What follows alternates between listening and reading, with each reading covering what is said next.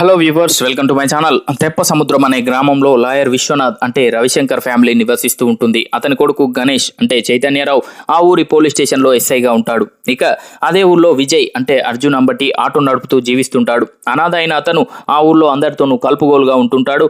టౌన్కు వెళ్లి చదువుకునే ఆడపిల్లలు అతని ఆటోలోనే వెళ్తుంటారు.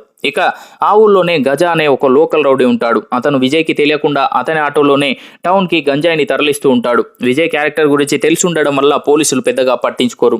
ఇక అదే గ్రామానికి చెందిన ఇందు అంటే కిషోరి దాత్రిక్ ను విజయ్ ప్రేమిస్తుంటాడు. ఆమె కూడా అతన్ని ఆరాధిస్తూ ఉంటుంది. ఇక 15 ఏళ్లుగా తెప్ప సముద్రం గ్రామానికి చెందిన టీనేజ్ అమ్మాయిలు మిస్ అవుతుంటారు. వాళ్ళని ఎవరు కిడ్నాప్ చేస్తున్నారనే విషయంపై గణేష్ దృష్టి పెడతాడు. అతను తన తండ్రి విశ్వనాథం మొదలు అందరినీ అనుమానిస్తూనే ఉంటాడు. తన ఎంక్వైరీని కొనసాగిస్తూనే ఉంటాడు. అతనికి విజయ్పై గజాపై కూడా అనుమానం వస్తుంది. దాంతో వాళ్ళపై కూడా ఓ కన్నేసి ఉంచుతాడు.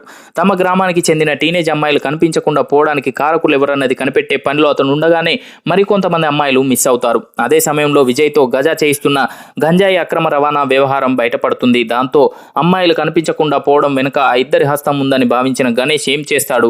అతని అనుమానం నిజమేనా? హిందూతో విజయ్ పెళ్లి జరుగుతుందా అనేది మిగతా కథ. దర్శకుడు సతీష్ రాపోలు ఈ కథను తయారు చేసుకున్నాడు. తక్కువ బడ్జెట్లో విలేజ్కి మాత్రమే పరిమితమైన కథను ఎంచుకున్నాడు. ఒక విలేజ్కి చెందిన అమ్మాయిలు అదృష్టం కావడానికి కారకులు ఎవరనే అంశం చుట్టూ ఈ కథ తిరుగుతుంది.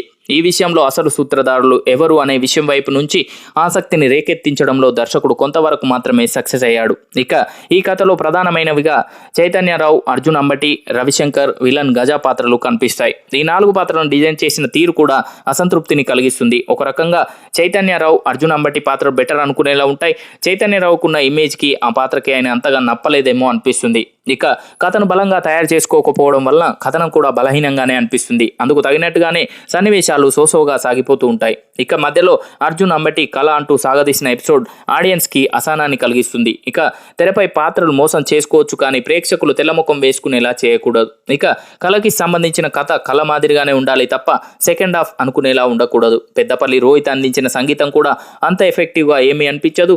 శేఖర్ పోచారం ఫోటోగ్రఫీ, సాయిబాబు ఎడిటింగ్ ఓ మాదిరిగా అనిపిస్తాయి.